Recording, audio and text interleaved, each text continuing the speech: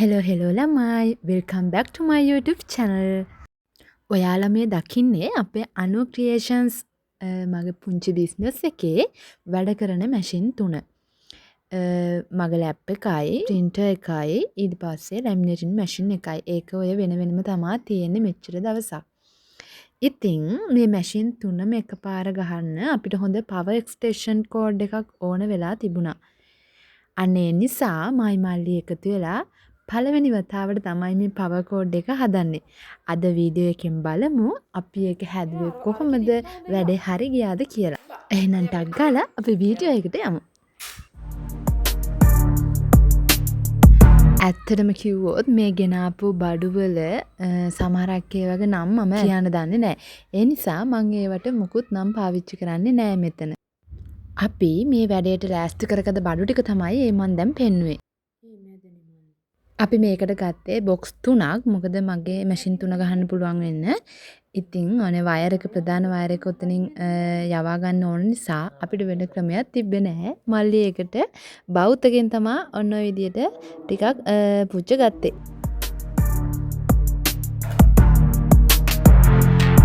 දැන් ඉතින් මෙන්න මේ විදියට අපි වයර් එක ඒකට දාලා ඇතුලෙන් මේ බොක්ස් එක ඇතුලෙන් එළියට ගන්න බැලුවා. බලන්නකෝ ඉස්සරහට.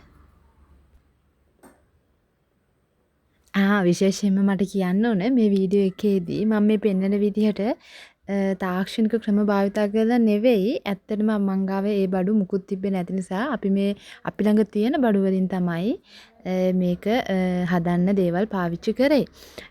මං එහෙම කිව්වේ දැන් මෙතනට මේකට වෙනම උපකරණයක් තියෙනවා කියලා මල්ලි කිව්වා. හැබැයි අපි ගාවේ ඒක නෑ. ඒ නිසා අපි මෙතනට භාවිතා කරේ බ්ලේඩ් එකක්.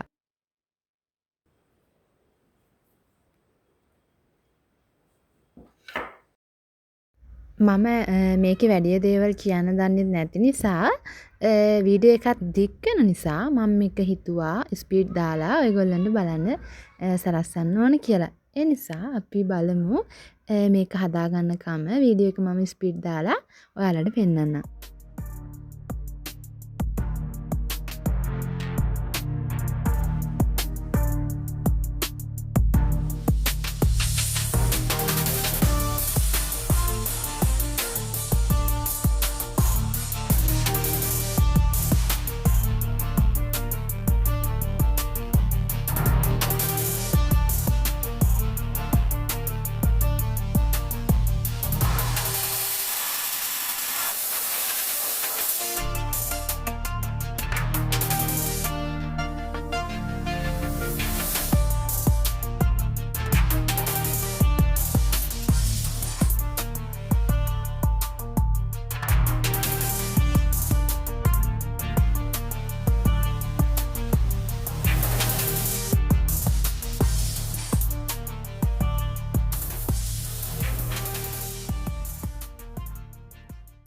අපි මේ පළවෙනි බොක්ස් එක ඉවර කරගත්තු විදිහටම ඔය පේන අනිත් බොක්ස් දෙකත් ඒ විදිහටම ඉවර කරගත්තා.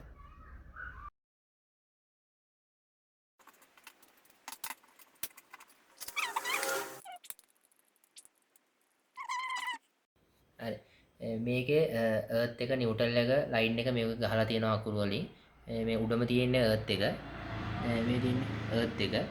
මේ එතකොට මේකේ ස්විච් එක පැත්තේ තියෙන එක තමයි ලයින් එකට එන්නේ.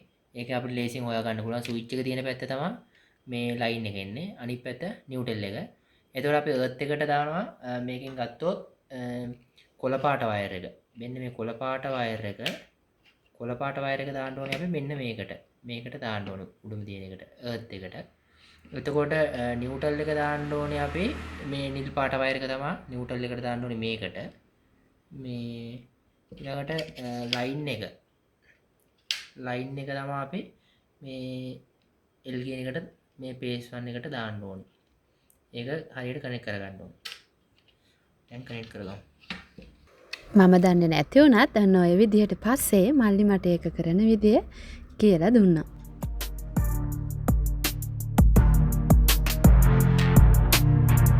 ආයෙම ඉතින් මම ස්පීඩ් එක අඩු කරලා මේ පෙන්නන්නේ හරිම විදියට. කලින් වීඩියෝ එකේ පළවෙනි බොක්ස් එක හදන එක ටිකක් පැහැදිලි මදි වගේ නම් මෙන්න මේ දෙවෙනි එක ඔයගොල්ලන්ට බලන්න පුළුවන්. ඔන්න ඉතින් මේ තියෙන්නේ අපි හදාගත්තු power extension cord එක. ඔන්න බලන්නකෝ දැන් මේක තව ඉවර නෑ. මෙන්න මෙතන වයර් එක අපි ප්ලග් එකට සම්බන්ධ කරගන්න ඕනේ. ඒ ටිකත් එහෙනම් කරලා ඉවර වෙලාම ආපහු හම්බෙමු.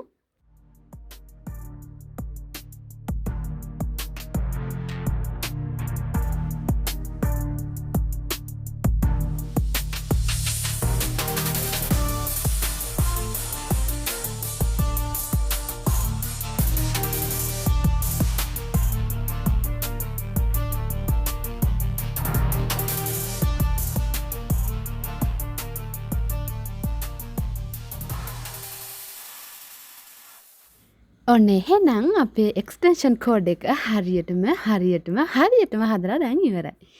එහෙනම් අපි මොකක් හරි මේකට ගහලා බලමු මේක වැඩ කරනවද කියලා. අන්න මම ෆෝන් එකක් ගහලා බලනවා. අපේ වැඩේ හරියටම හරිනම් ෆෝන් එකේ බැටරි චාර්ජින් පෙන්වන්න ඕන. වැඩ එහෙනම් හරියටම හරි. ඔන්න ඉතින් අපි මල්ලිත් හරි කියලා වැඩේ පෙන්වන විදිය. හරි ඉතින් අන්තිමේදී මේ පොඩි කැලිත් මේ බෝඩ් එකට හයි කරලා අන්තිමට අපි මැෂින් ටිකත් ප්ලග් කරලා බැලුවා. කිසිම ප්‍රශ්නයක් නැතුව මැෂින් තුනම හොඳටම වැඩ කරා. කියන්න අමතකුණානේ අපිට මේ මුළු බෝඩ් එකම හදන්න ගියේ රුපියල් 5000ක් වගේ ගාණක්. ඉතින් ලොකු සල්ලි ගාණක් ඉතුරු කරගෙන අපේම බිස්නස් එකට අපේම අතින් මෙහෙම දෙයක් හදාගත්ත එක ගැන මටයි මල්ලි දෙන්නටම මාරම සතුටුයි. එහෙනම් යාළුවනේ ඔයගොල්ලෝ තමන්ගෙම කියලා පුංචි බිස්නස් එකක් කරනවා නම් මේ වගේ පොඩි දේවල් තනියම කරලා වියදම අඩු කරගන්න උත්සාහ කරන්න. ඉතින් අපේ මේ පළවෙනි උත්සාහය ගැන ඔයාලා මොකද හිතන්නේ කියලාත් පහලින් කමෙන්ට් සෙක්ෂන් එකේ කමෙන්ට් එකක් දාගෙන යන්න. එහෙනම් අපි අදට ගිහින් එන්නම් ඊළඟ දවසෙත් අලුත් වීඩියෝ එකකින් ආයෙම හමු වෙමු. හැමෝටම ගොඩාක් ආදරේ.